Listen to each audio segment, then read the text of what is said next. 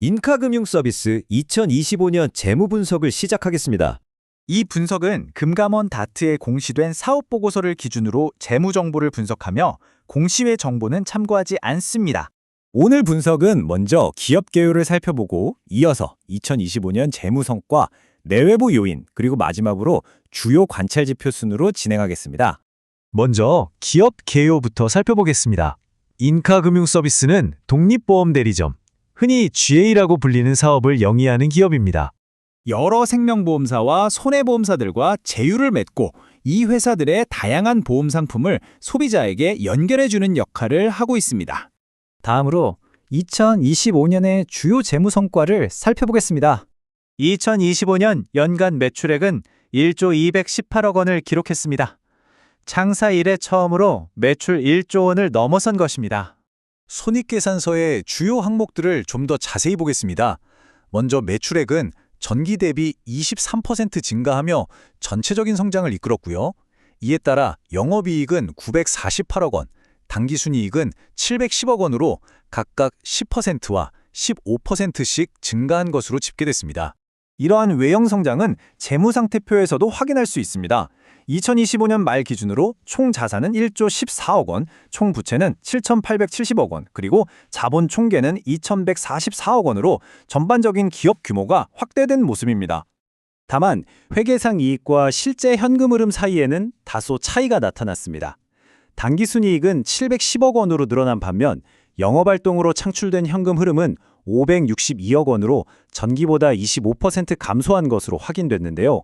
이러한 차이는 주로 매출 채권의 증가에서 비롯된 것으로 분석됩니다. 이어서 기업의 내부 요인을 강점과 약점으로 나누어 보겠습니다. 먼저 강점 요인입니다. 영업조직 확대를 통해 매출 성장을 이뤄냈고 수익성이 높은 장기보험 위주의 상품 포트폴리오를 갖추고 있습니다.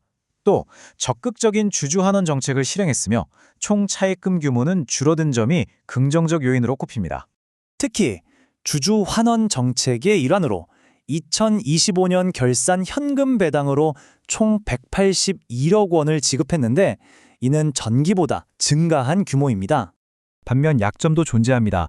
앞서 언급된 것처럼 이익 성장과 달리 영업 현금 흐름은 감소했고 영업 비용이 늘면서 수익성이 일부 하락했습니다. 또한 부채 비율이 높은 수준이며 종속회사와 관련한 손상차손이 발생한 점도 약점으로 지적됩니다. 실제로 영업이익률을 보면 2024년 10%에서 2025년에는 9%로 1%포인트 하락한 것을 볼 수 있습니다.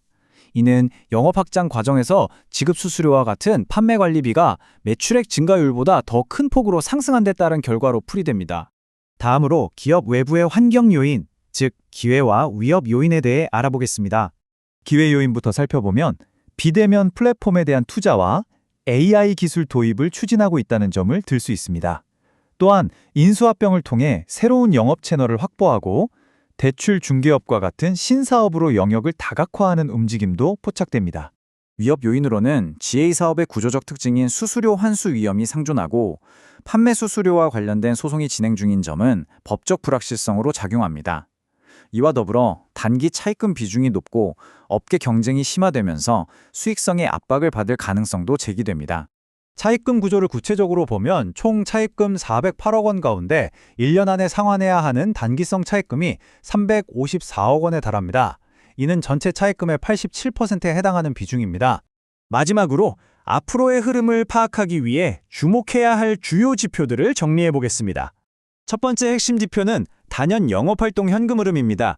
앞서 확인했듯 회계상 이익과 현금 흐름의 괴리가 있었기 때문에 기업이 실제 영업으로 얼마의 현금을 창출하는지를 보여주는 이 지표의 추이가 중요합니다. 따라서 앞으로 증가한 매출 채권을 원활하게 회수해서 이 영업 현금 흐름을 다시 플러스로 전환시킬 수 있을지가 첫 번째 관전 포인트가 되겠습니다. 그 밖에도 몇 가지 지표를 더 살펴봐야 합니다. 우선 비용 통제를 통해 영업이익률을 다시 10% 수준으로 회복할 수 있을지, 그리고 보험 계약의 질을 보여주는 환수 충당 부채의 규모가 어떻게 변동하는지, 마지막으로 매출 증가 속도에 맞춰 매출 채권도 빠르게 회수되고 있는지를 지속적으로 확인할 필요가 있겠습니다.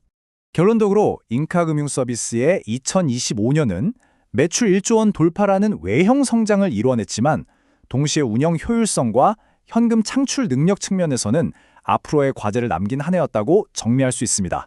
외형적 성장을 보여주는 기록적인 매출과 내실을 가늠할 수 있는 현금 전환 효율성, 이 두 가지 상반된 신호 가운데 앞으로 인카금융 서비스의 가치를 더 정확히 설명하게 될 지표는 무엇일지 지켜볼 필요가 있겠습니다.